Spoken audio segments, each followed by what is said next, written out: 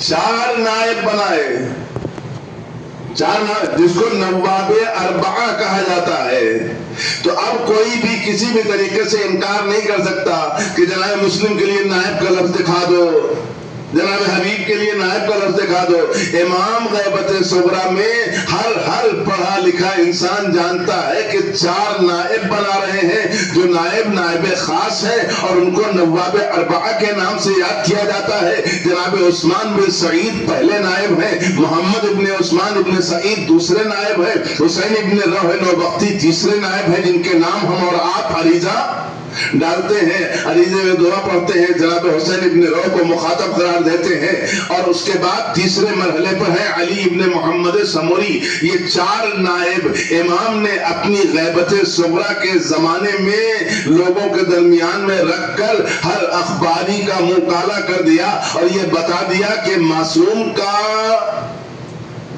نائب غیر معصوم ہو سکتا ہے۔ تم اپنی جہالت کا اعلان نہ کرو، اہل مطالعہ بنو، جب کتابیں پڑھو گے تو مذہب سمجھ میں آئے گا۔ یہودی فنڈنگ سے مذہب نہیں سمجھ میں آنے والا ہے۔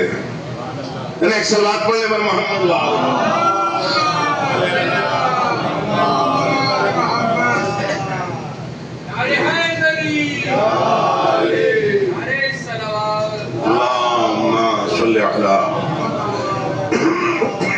یہ اس طریقے سے پبلک کو گمراہ کیا جا رہا ہے۔ جوان خاص طور کے اوپر ہے نا، لمبے لمبے بال، کانوں میں رنگ اور یہ سب چیزیں آج کل یہ علامت بن گئی ہے نا۔ بہت سے لوگ مسائل یہ میرا بچہ جو ہے وہ کانوں میں رنگ پہننا چاہتا ہے، ٹھیک ہے، وہ دور امام حسن و حسین کے بھی کانوں میں تھے، مستحب ہے، کوئی حرج نہیں ہے اس میں، لیکن یہ طریقہ اب دوسری ایک پہچان کے طور کے اوپر رائج کیا جا رہا ہے۔ یہ طریقہ اب دوسری پہچان بن گئی ہے، لہذا ہمیں اس وادی میں نہیں جانا ہے، لیکن اصل جو مسئلہ ہے وہ مرجعیت کے خلاف جو دھوکے بازی اور فریب دیا جا رہا ہے کہ نائب معصوم کا معصوم ہی ہوگا۔ تو اب دلیل امام عصر دے کر گئے ہیں کہ ہم نے 4 بنائے ہیں، چاروں غیر معصوم ہیں، لیکن اتنے بھروسے والے ہیں کہ تمام شیعوں کے تمام انتظامات اور ان کے سبھی امور ان کے حوالے کر دیے۔ وہ اتنے امین ہے کہ انہوں نے کبھی راز فاش نہیں ہونے دیا۔ وہ لکھنؤ کے مخبر نہیں تھے کہ امام کہاں چھپے ہوئے ہیں بتا دیں، ہے نا۔ مخبری نے بہت بڑے نقصان شیعیت کو پہنچائے ہیں، منافقت نے بڑے نقصان پہنچائے ہیں، لیکن جب تک کہ عثمان بن سعید رہے کسی کو پتہ نہیں چلا کہ امام کہاں ہیں۔ محمد ابن عثمان آئے، پتہ نہیں چلا، لیکن وہ سارے کاموں کو انجام دیتے رہے۔ وہ لکڑی بیچتے رہے، امام کی رقومات پہنچاتے رہے، امام تک لیٹر پہنچاتے رہے، امام کے جوابات پہنچاتے رہے، تیل بیچتے رہے۔ اب یہاں سے ہمیں ایک سبق اور بھی لینا ہے، ایک سبق اور بھی ہے۔ وہ سبق کیا ہے کہ کبھی بھی کسی کے کاروبار کو مد نظر رکھتے ہوئے اسے گری ہوئی نظروں سے نہیں دیکھنا ہے کہ اس کا تو معمولی سا کاروبار ہے، اس کی کیا حیثیت ہے، ان کے پاس شو روم ہے، اس کی ایک چھوٹی سی جو ہے وہ پان گٹکے بیڑی سگریٹ کی دکان ہے، کیا اس کی حیثیت کیا ہے نا۔ آج یہی تو چل رہا ہے معیار، لیکن نہیں، ہمیں کسی کو مال و دولت کے لحاظ سے نہیں دیکھنا ہے۔ اسلام نے مال و دولت کو اہمیت نہیں دی ہے، ان اکرمکم عند اللہ اتقاکم۔ اب ہمیں کیا معلوم کہ یہ جو عزادار چھوٹی سی دکان لیے ہوئے بیٹھا ہوا ہے، اس کے دل میں وہ محبت ہے، وہ مودت ہے کہ جسے اس دور کا کوئی بھی صحابی امیر المومنین کا نام لے لیجیے وہ کہا جا سکتا ہو، چونکہ معصوم نہیں ہے کہ وہ انگلی اٹھا کر کہے کہ یہ سلمان جیسا ہے، یہ ابو حمزہ سمالی جیسا ہے، لیکن چونکہ معصوم کا زمانہ تھا، ابو حمزہ سمالی تھے، تو امام حسین نے فرمایا کہ ابو حمزہ سمالی اس وقت کا سلمان محمدی ہے۔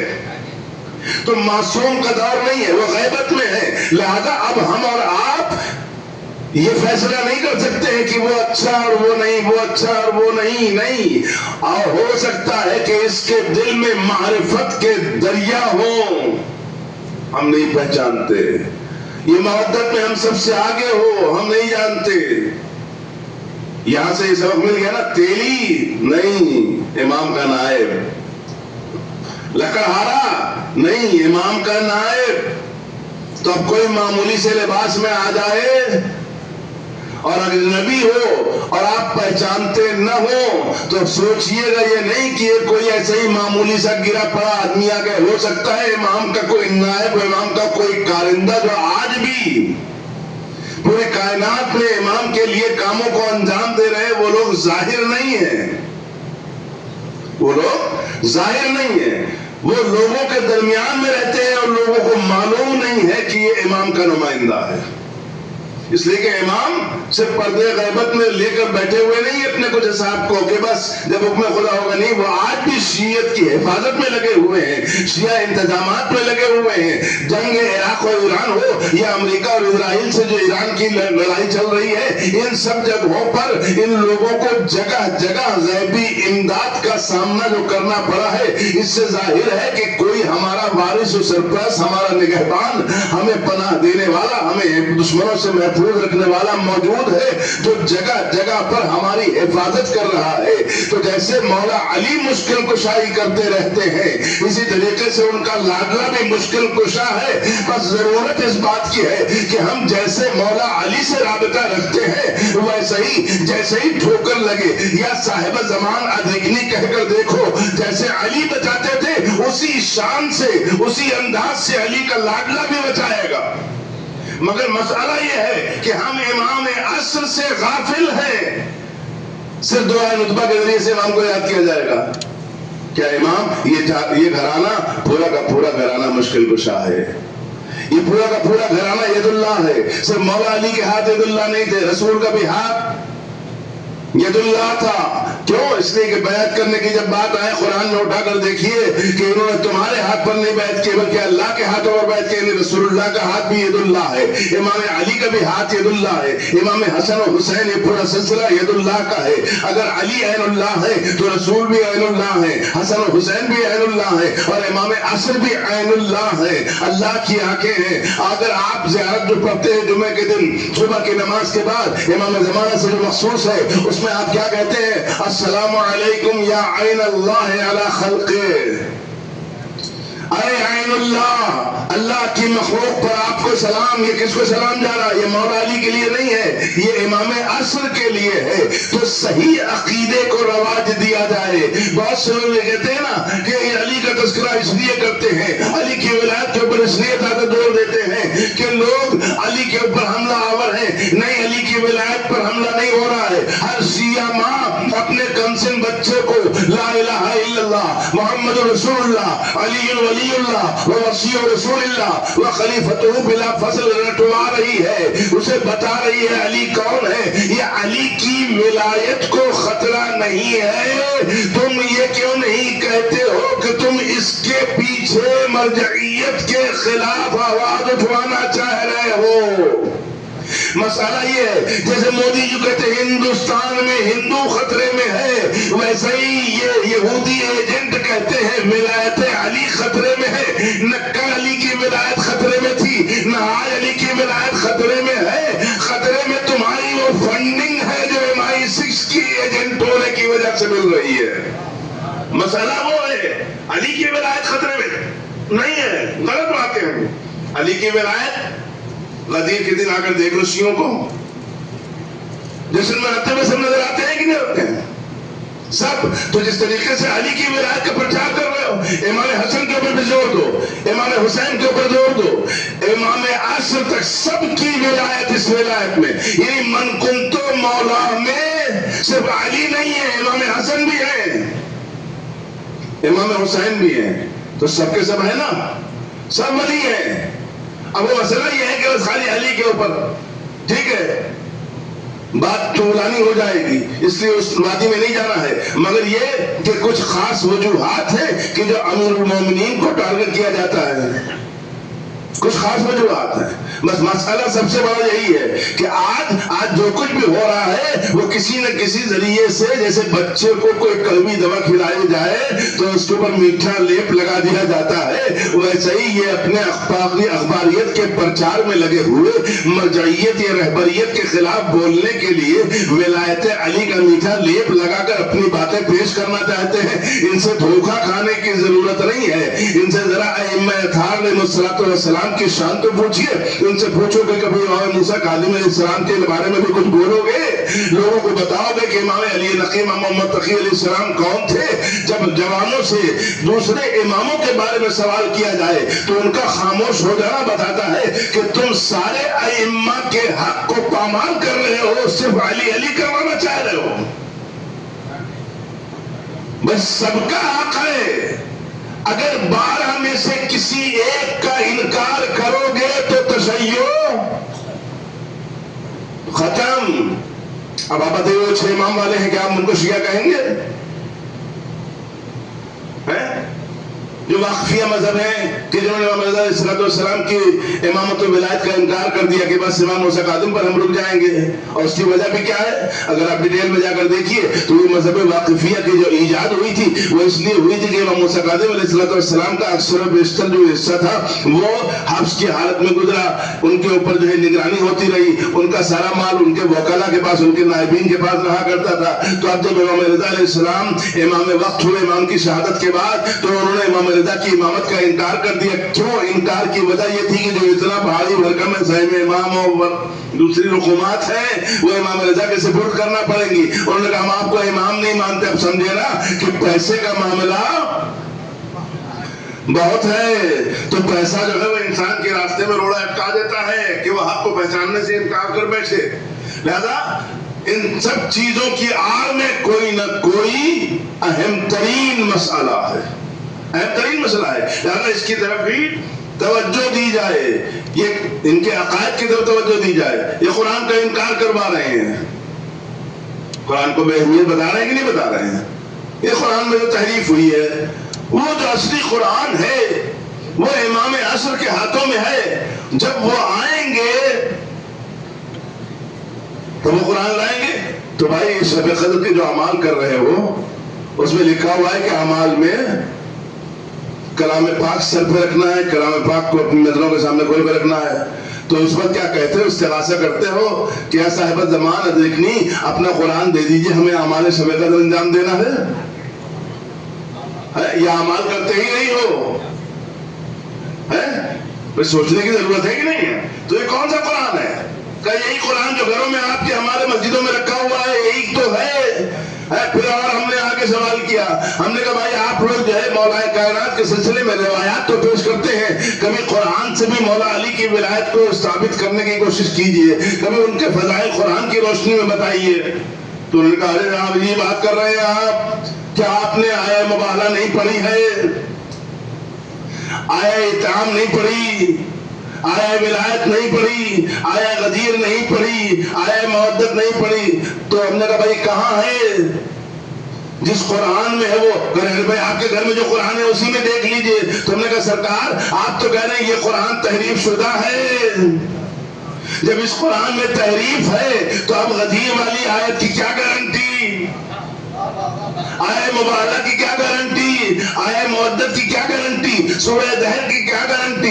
اگر تحریف بتا رہے ہیں آپ تو یہ بھی بتائیے کہ کون کون سی آیتیں بدل دی گئی ہیں اور کون کون سی باقی ہیں، اور اگر بدلنے کے لائق قرآن تھا تو یہودیوں کو، عیسائیوں کو، کافروں کو رسول اللہ نے چیلنج کیا ایک آیت کا مثال لے آؤ، قرآن کے ایک سورہ جیسا کچھ لے آؤ، پورے قرآن کا جواب لے آؤ۔ نہ کافروں کے بس میں تھا، نہ یہودیت اور عیسائیت کے بس میں تھا کہ اس دور میں قرآن کا جواب لا سکے۔ چلو امامت غیبت کے پردے میں چلی گئی، اب تو یہودیوں کو، عیسائیوں کو، کافروں کو یہ موقع تھا کہ مسلمانوں کا سارا بھرم ٹوٹ جائے گا اگر قرآن کا جواب دے دیا جائے گا۔ تو چلو ایک آیت کا جواب لے آئے،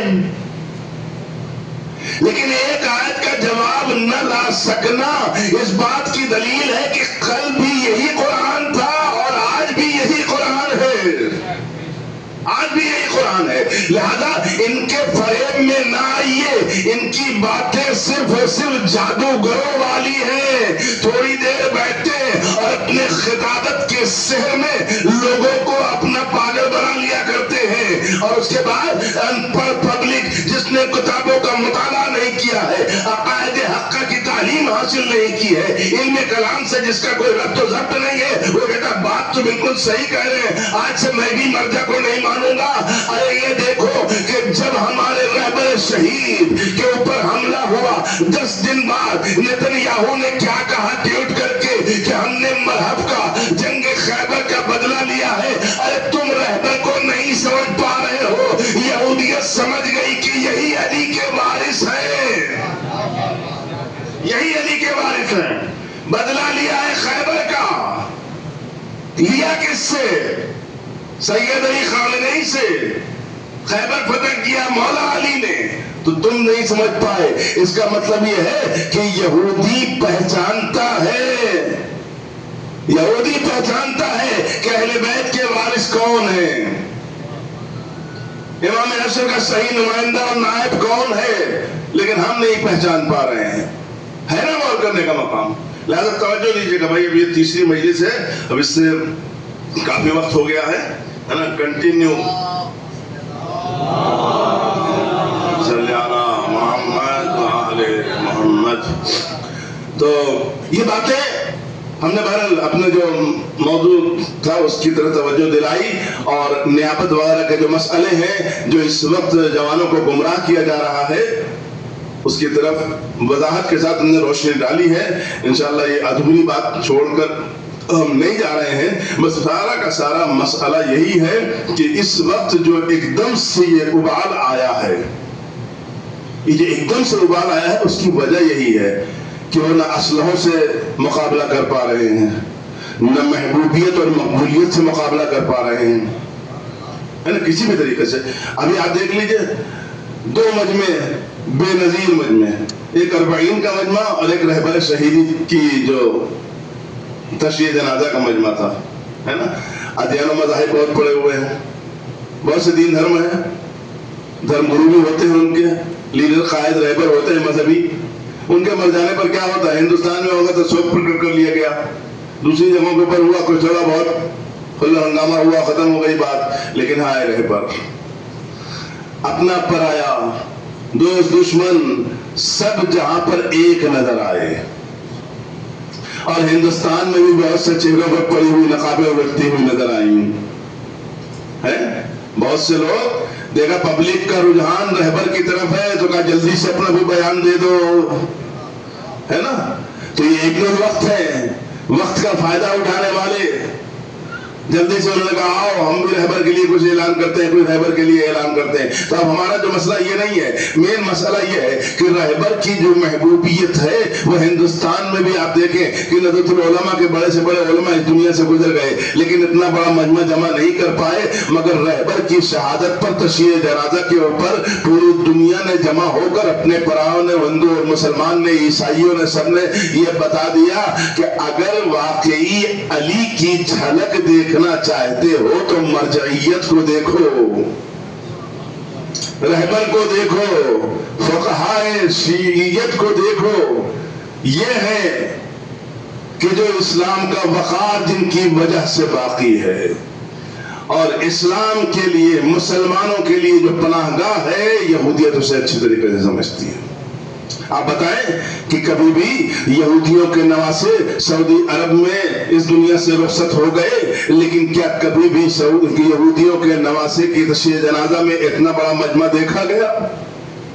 عبداللہ گیا، کسی نے اس کی تشییع جنازہ میں دیکھا؟ یہ سب کون ہے؟ یہ داماد اور نواسے سب ہیں یہودیت کے، اسرائیل کے، مگر اتنا مجمع کہیں نہیں دیکھا جا سکا۔ شوق کا اعلان کیا پاکستان نے،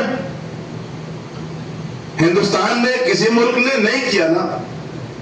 تو اب سمجھو کہ جو علی کی محبوبیت ہے وہی محبوبیت ان کے نمائندوں میں، ان کے نائب میں بھی ہوا کرتی ہے۔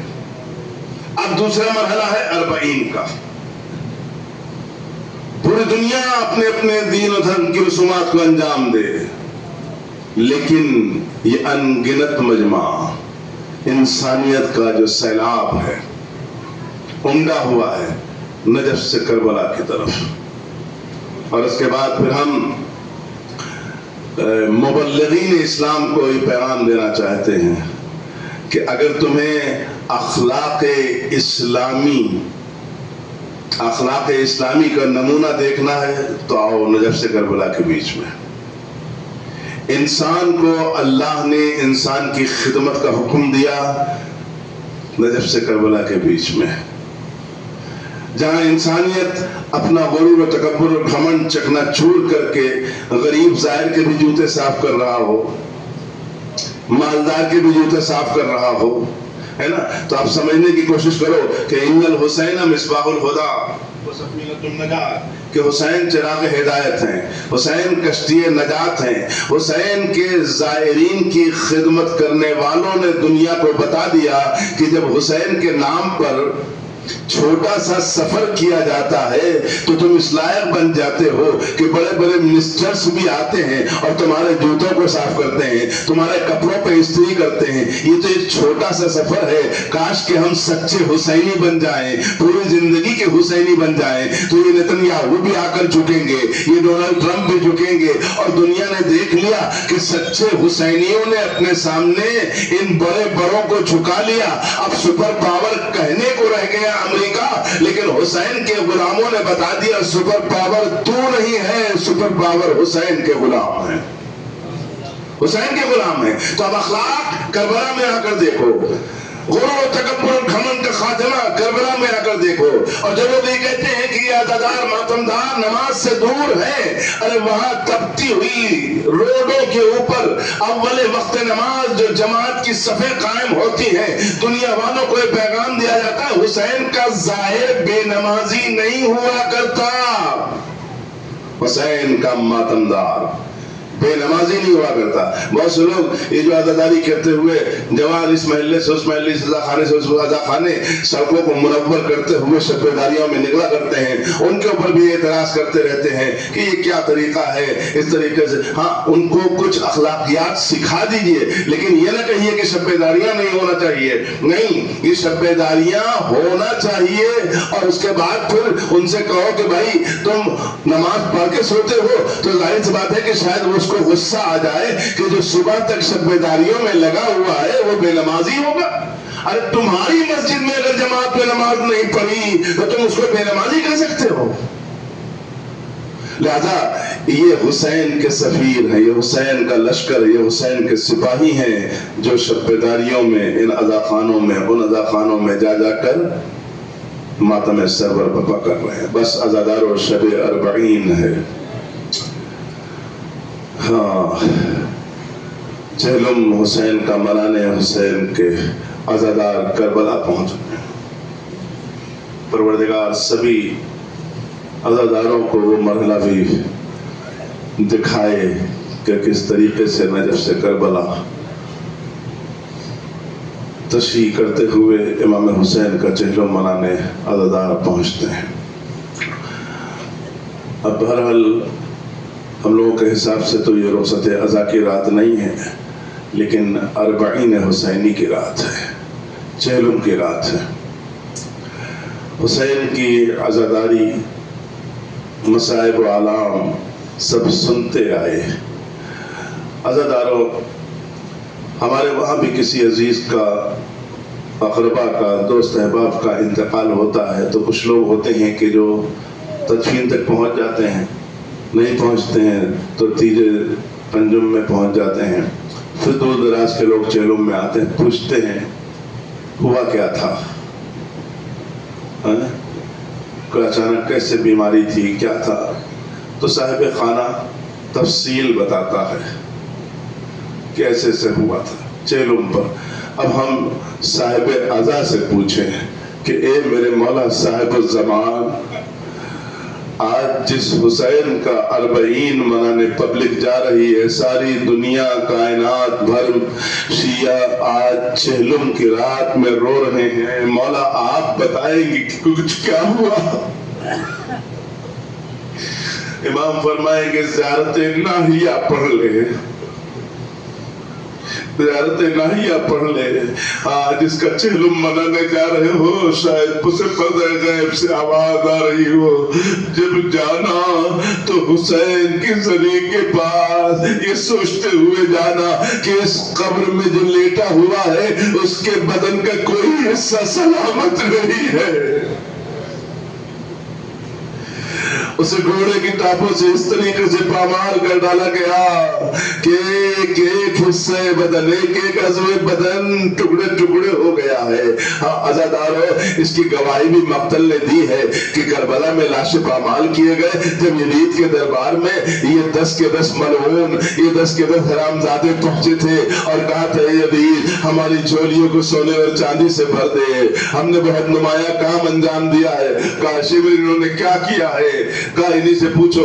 انہوں نے کہا اے یزید, ارے ہم نے اپنے گھوڑوں کی نال بندی کر کے حسین کے لاشے کو پامال کیا تھا. اے یزید, جب ہمارے گھوڑے حسین کے سینے پر ٹاپے رکھتے تھے تو حسین کے سینے کی ہڈیاں ٹوٹنے کی آواز ہم اپنے کانوں سے سنا کرتے تھے.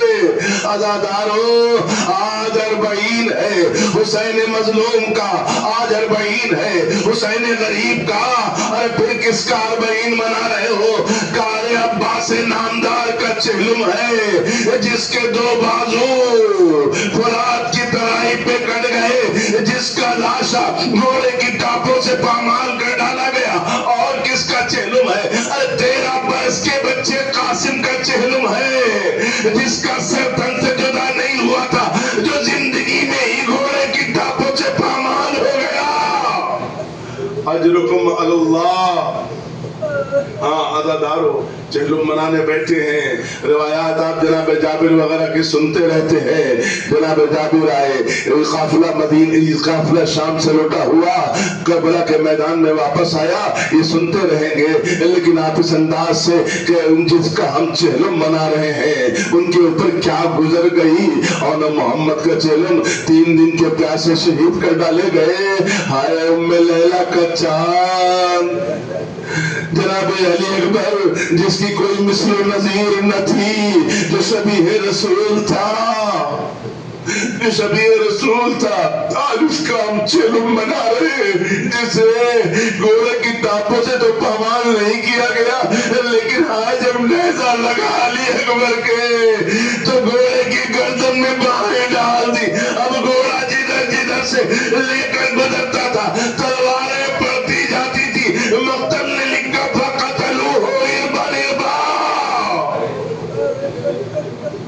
پشت فرس پر علی اکبر ٹکڑے ٹکڑے کر ڈالے گئے. عزادارو, بس آخری بات ہے, آج چہلم منا رہے ہیں اس شہید کا بھی کہ جو ابھی اپنے پیروں سے چل کر میدان میں نہیں جا سکتا تھا, بلکہ وہ جہاد کرنے اپنے بابا کے ہاتھوں پر آیا تھا. پانی کا سوال ہوا, تیرے سے شعبہ گلے پر لگایا گیا, ماں نے زخم دیکھا, اتنا کہا یا بنیا مثلو کا یونر, اے میرے لال کیا تجھ جیسے بھی نہر کیے جاتے. گویا یہ پیغام تھا, ایک خنجر کافی تھا. میرے لال علی اصغر, تیرے سے شعبہ تجھے لگایا گیا, خیمے جلا دیے گئے. سیدانیاں جلے ہوئے خیموں کی رات پر ہے. ایک حکم ہوا کہ ایک سر نہیں مل رہا ہے, سارے قتل ہونے والوں کے سر تو مقتولین کے مل گئے ہیں. کسی نے کہا وہ چھوٹا سا بچہ جو حسین لے کر آئے تھے اس کا سر نہیں مل رہا ہے. کسی اور نے مشورہ دیا, ارے وہ خیموں کے پشت پر لے گئے تھے, وہیں کہیں زمین میں چھپایا ہوگا.